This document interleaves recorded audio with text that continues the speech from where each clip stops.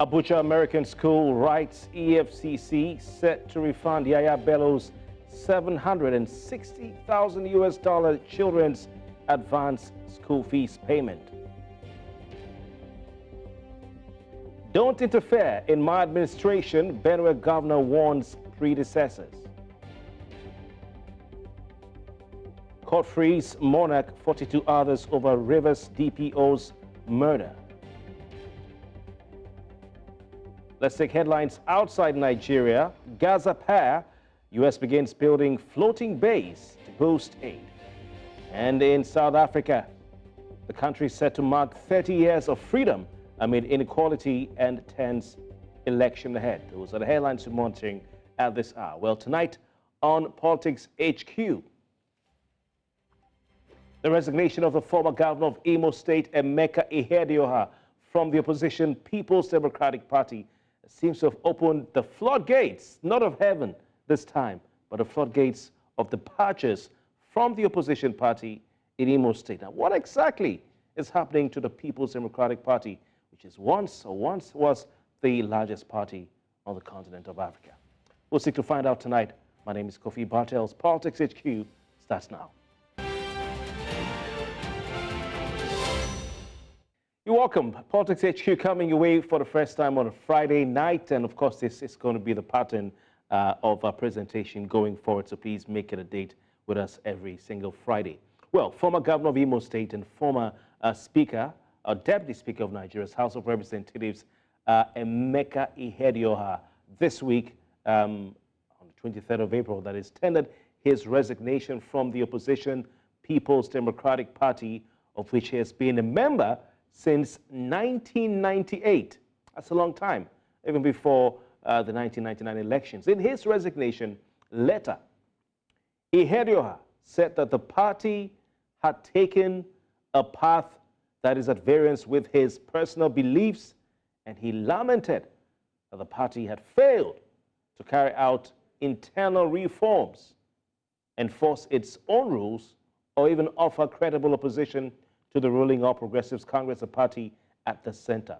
Now, Emeka Ihedioha's resignation from the People's Democratic Party literally opened the floodgates of departures from the opposition party, as the very next day, at least 8 key officials of the PDP in Imo State also left the party. Now, the very next day, the Imo State chairman of the People's Democratic Party, Chief Charles Ugu, along with 21 party chieftains, including Gerald Irona. Gerald Irona is the immediate past deputy governor of Imo State. They resigned their positions and their membership from the party. At least we can count not less than 30 members who have departed, key members, that is, and their supporters who have left the PDP in Imo State in this week alone.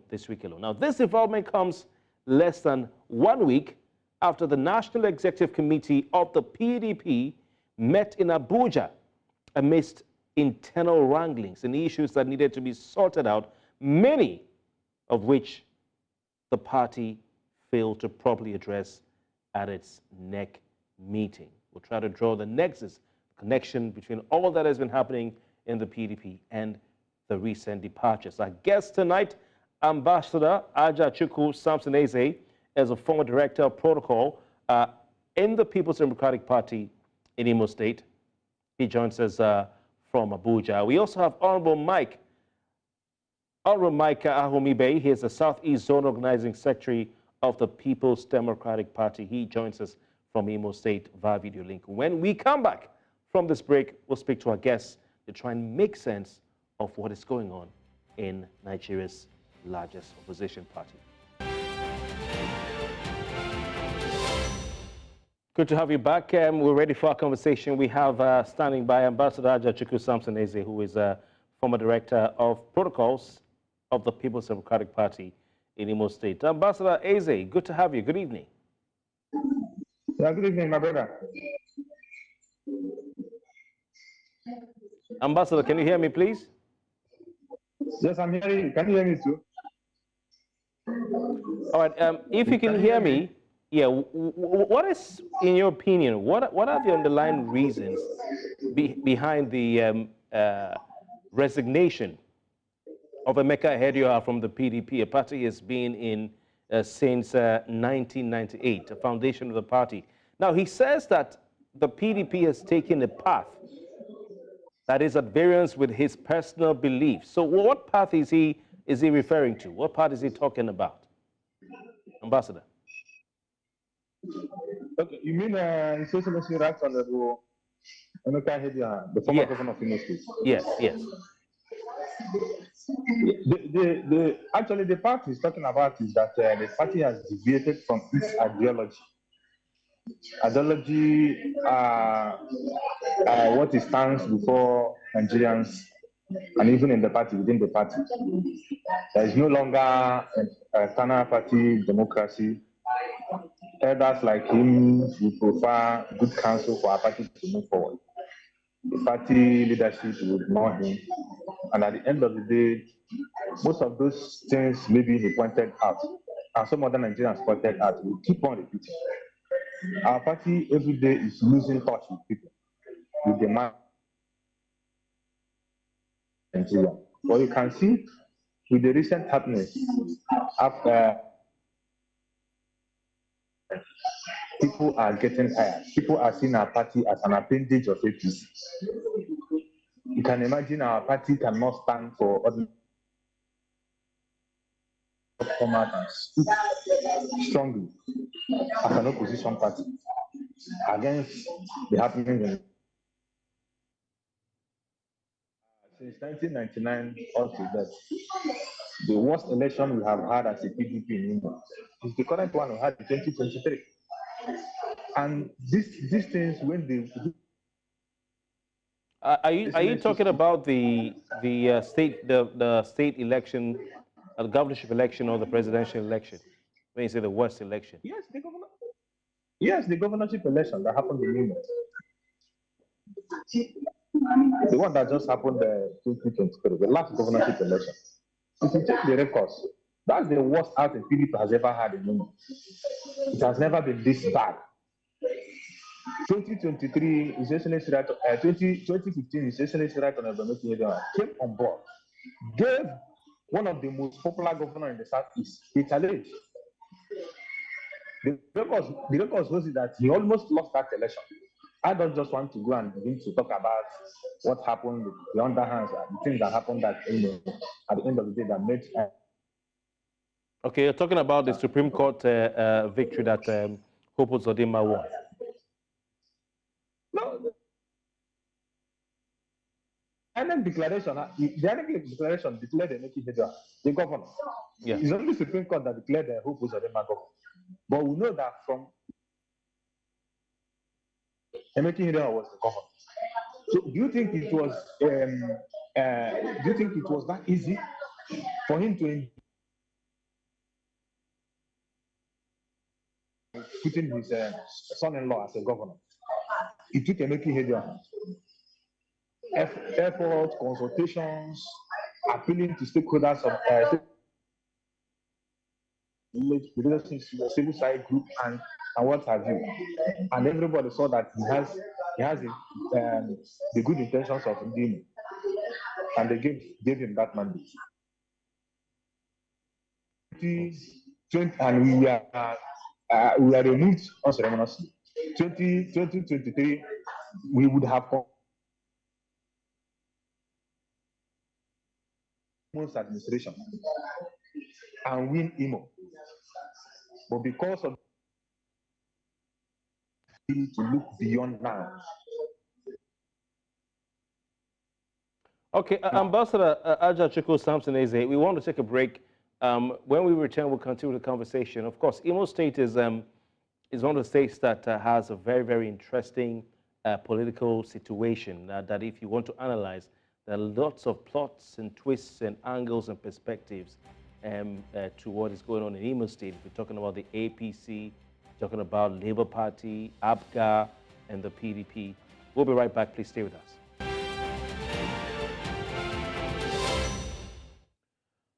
Welcome back. We still have with us Ambassador Ajachukwu Sampson, a former Director of Protocols for the Imo State People's Democratic Party. We're trying to understand what is going on with the party. Ambassador, so you were trying to help us understand what exactly Emeka Ihedioha meant in his resignation letter a couple of days ago when he said that the party had told a path that is at variance with his own personal beliefs.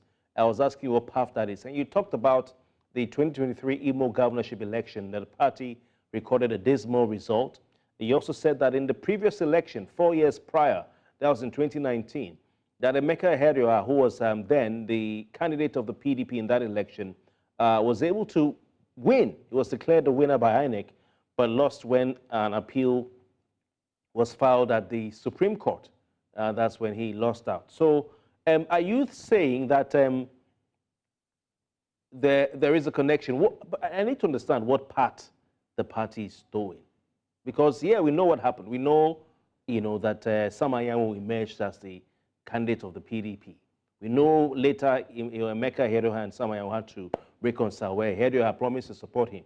We know all that. We know the results. But what path has the party told? Is it that they didn't give the governorship ticket to Emeka Ihedioha and that is why he's upset, or what? Emeka Ihedioha is a man that every Imolite knows that believes in true democracy. Emeka Ihedioha never expected the party to give him ticket on a platter. Emeka only called the party to make sure there is a level playing ground for all aspiring candidates, so that whoever the people want will pick the ticket of the party. And the party could not do that. Let me give you an instance. You cannot be an umpire in an election where you have an interest. Imagine that the senator being to his form as a secretary of the party in the national level. You cannot be the secretary at the same time contesting for governorship. You will be the one that will come and sign the document. You will be the one that will write to INEC, and you will be the one again that will inform INEC who wins the ticket of the party. My brother, you see, and you will be the one that will approve the list of the delegates from the state. There is no way there would have been a free and fair process in that primaries. Anybody that saw this and said, if you are interested in running the primaries of the party, it is important to resign and let us go to the field and log it out. If you win me, I'll support you. If I win you, you also support me. Okay, when Emeka Ihedioha saw that the party was unwilling, to stand, to step down and run for the ticket of. Then when he said he's not running, somebody, okay, resign the national secretary of the party and run for this election. You cannot be the national secretary and be running for governorship. I don't want to resign your office, your holding. That means you are not sure that you win the ticket of the party or win the general election. Because if you're confident that you're going to win the general election, you will resign for the secretary of the party and face this other one. You cannot serve two masters at a time. And lo and behold, what Emeka Ihedioha was saying later happened. Our party had abysmal outing in that election, the worst outing we have ever had as a party. Okay, you saw what happened with the last MEC. Say true. Interesting. Okay, you've given us quite some insight and to help us understand exactly where this is coming from. Because, sometimes when such resignation letters are written, they may give a little away. But for those who've been following Imo politics, I think they can connect with what you're saying. I want to thank you so very kindly for your time tonight. Ambassador Ajachukwu Sampson Eze, former Director of Protocol of the People's Democratic Party in Imo State. It's great having you tonight. All right, we will return with more of this conversation after this break. Please stay with us. All right, welcome back. It's interesting to have seen or heard what Sampson Ajachukwu did say about the situation with the People's Democratic Party in Imo State. Local dynamics, we also have national dynamics. We want to find out the link between the two because there's a lot at play as far as the PDP is concerned. Abdul Latif Ahmed is a senior journalist and head of research right here at News Central Television. Good to have you, Mr. Ahmed. Thank you for having me. All right. You're looking like a politician, not a journalist today. But we listened to a PDP stakeholder at Imo State, the former director of protocol of the party. And he has said that, as far as he's concerned, the underlying reasons behind the resignation of Right Honorable Emeka Ihedioha, former governor of Imo State and former deputy speaker of Nigeria's House of Representatives, the reason he feels is a lack of fairness in the internal democracy of the PDP in Imo State. And he asks a simple question: how can a gentleman, an individual, be secretary of the party, national secretary of the party, and still contest the governorship primaries of the party? So I want you to speak to this, looking at the dynamics with Honorable Samayawo, who is a senator of the Federal Republic of Nigeria. Okay, so basically what I understand is there are contending forces, in that state. Most times people feel that once you are at the center, that is the national position in the party, you do not need to play local. But again, if your name continues to come tops in the conversations around politicking, electioneering, the political dynamics in the state, there's a chance that your name has become a currency, and therefore people can connect easily with you. Nobody wants to take, a person to the polls, and then everybody's asking, who is this person? So if your name already has registered in the minds and hearts of people in the state, it is almost a foregone conclusion that the party will be willing to sway in your direction. Again, those who are not comfortable with the fact that Ihedioha had contested could not defeat him to get the position to contest for governorship. Therefore, what is happening at the moment is people uncomfortable with the political direction of the state, having lost elections for a state that was so ingrained in PDP. In the 1999 to 2007 years of former Governor Ajachukwu Udenwa, Imo State was very PDP, thoroughly PDP. But look at how the fortunes of PDP have fallen in that state. Look at the number of senators from that state that are in the ruling party. Look at the number of persons within the executive arm of the government who are in APC. Look at the entire cabinet. Look at the entire State House of Assembly. Nearly all the State House of Assembly members are in APC, except for probably one or two that are in LP and I think PDP.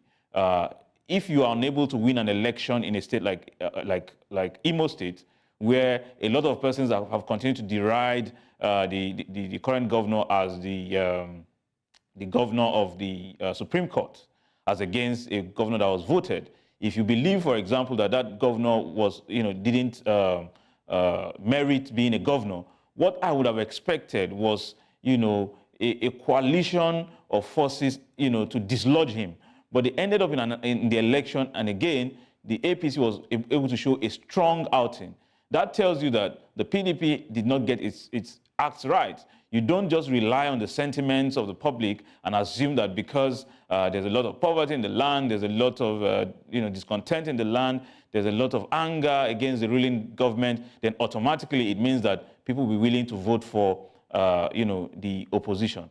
So the opposition in that state did not put its house in order. And of course, it's just like the after effect of what is happening at the national level, where you have the party in almost three directions. So you have forces who are controlling the party in one direction, another forces controlling the party in another direction, and is making the party not to have a coherent direction in terms of giving a solid opposition to the APC, as the case may be. This point you just raised, leads us to the next question, which was actually about the connection between what's happening at the national level in the party, where there seems to be a lack of proper direction, and what's happening in Imo State. If we look at the letter of Emeka Ihedioha, the resignation letter, he talked about towing the part of reconciliation, and that the party is also going against what he believes in.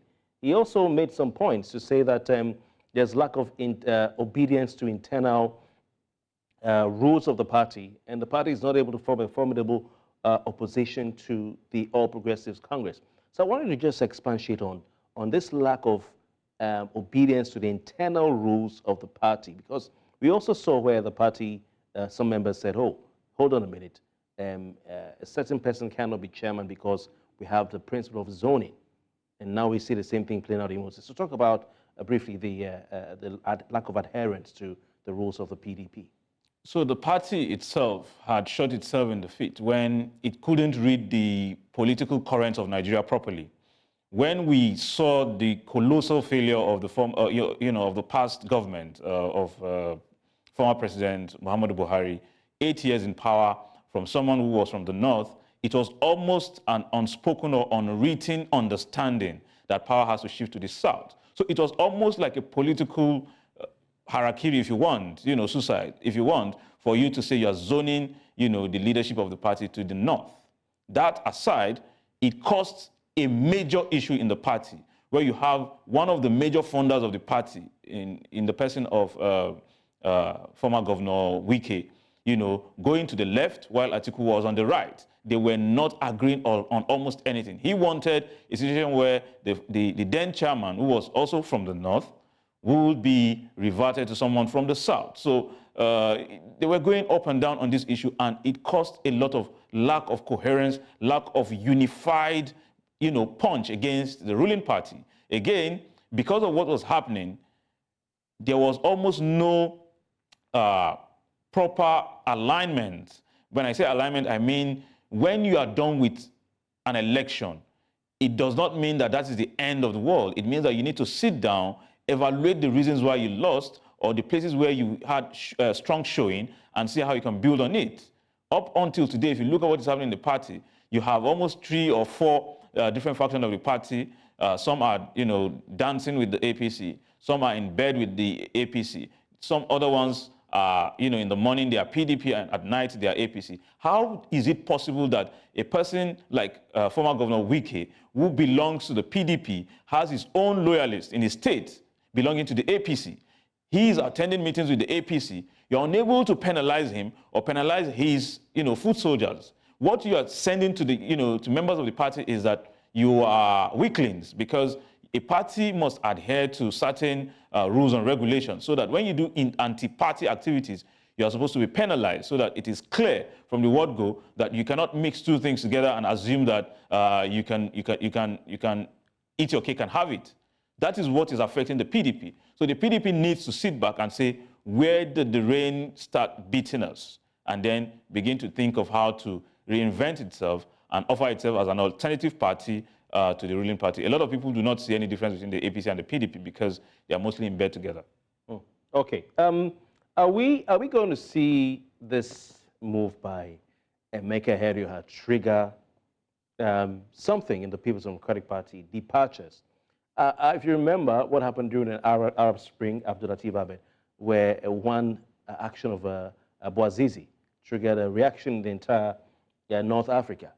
Why I'm saying so is because some have said, well, the PDP has shown that it's not ready to rid itself of those who may not have the party's interests at heart.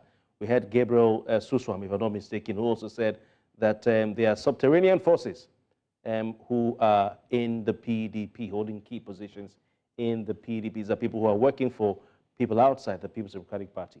Why I'm saying so is because during that whole discussion on the NEC, the NWC and caucus meetings, it was suggested as an alternative that those who may not have been in the camp of the G5 or Yes or We Care Co, like even Atiku, but should leave the party. Because since the PDP is not going forward, neither is it going backward, a bit of what happened to Labour Party at the time. So do you see this move by Ihedioha triggering a ripple effect across the PDP? I want to just quickly point out that when we talk about the PDP National Working Committee, key members of the PDP's National Working Committee are loyalists of Yes Wike. We have Dan Obi, who is Chairman, National Vice Chairman South, and Sam Ayawo, who is in contention in Imo State. He wants to be the governorship candidate, who is also the secretary of the party. And these are some of the people there who, would have stood in front of any move to remove Damagum or to bring any changes? Yeah, so what we have is an unfortunate situation for the PDP. It's a different thing when a member of your party is not only hijacking your party, he has the party in his hands, he has the party's balls in his hands, and has the party's neck in his hands. Regardless of how the party decides to move, the party is right in his hands. So there's hardly any decision that the PDP will take today that will not rely on what Wike wants. Because, for example, how is it possible that the party has not been able to penalize 5 sitting governors who are PDP governors, but who are having a lot of alliances with the APC? Now, with the exit of Ihedioha, who is one of the founding members of the PDP, it is like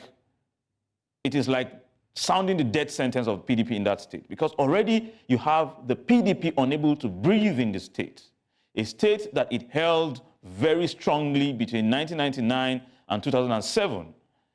So you would expect that in spite of the discontent against the ruling party and all the noise that has been made against the current governor, you'll assume that the PDP is supposed to work stronger, get a lot of widespread support in the state, and therefore push in such a way that it will be able to swing the masses towards itself.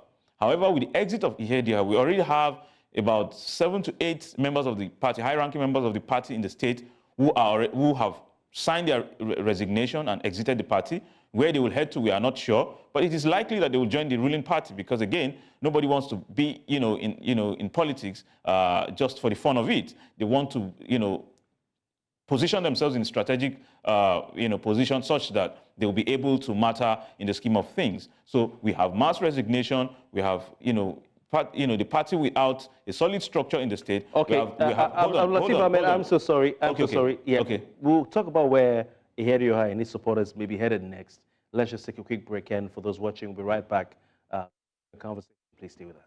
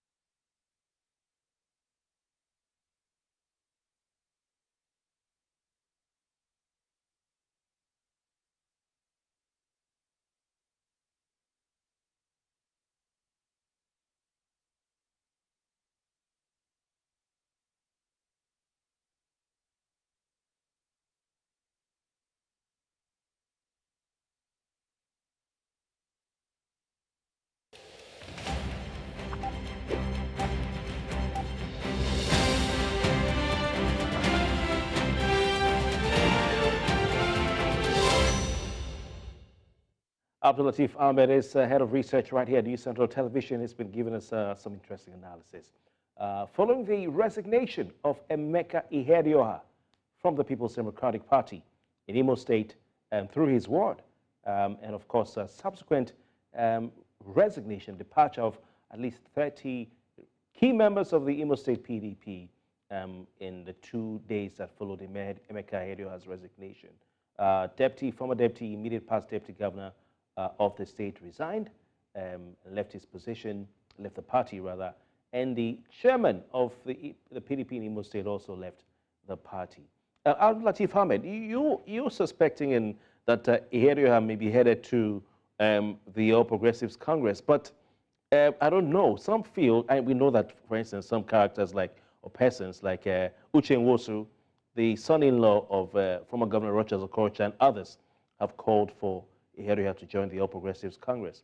But the other parties out there, like the Labour Party in Imo State, would it be politically expedient and advisable for Ihedioha to join the APC? It would have made a lot of sense for him to join the LP because, again, the LP is popular in the Southeast, seeing that what's his name? The LP flag bearer is from the Southeast. However, because it does not have a solid structure in that state, it had a poor showing in the past election. They are not making overtures to him at the moment. Sometimes politicians swing in the direction where they feel wanted, they feel welcomed. So if the APC is making overtures to Ihedioha at the moment, you can be almost sure that he is likely to swing that way. Again, sometimes there are personalities that will belong to a party, not officially, but they will do everything with that party until the very time when they need to make it open or make it public. So for strategic reasons, he just may be watching the currents, but it will have been a smart choice for him to join the LP because it's homegrown and all that, and to give a formidable opposition to the ruling party in the state. But for survival's sake, he just may jump into APC. All right, let's see if he's going to walk into the party that may be beating the drums behind his predicament in the PDP. Abdul Latif Ahmed, it's been a pleasure having you tonight. Thank you for having me. That's Abdul Latif Ahmed. He's a senior journalist and the head of research right here at News Central Television. Well, that's a wrap for this week. Politics of Nigeria never ceases to amaze with different twists, episodes, and drama every single week. We'll return on Monday with more on Politics HQ. Thanks for being company this week. I'm Kofi Bartels on behalf of the entire team. Have a great weekend. Good night.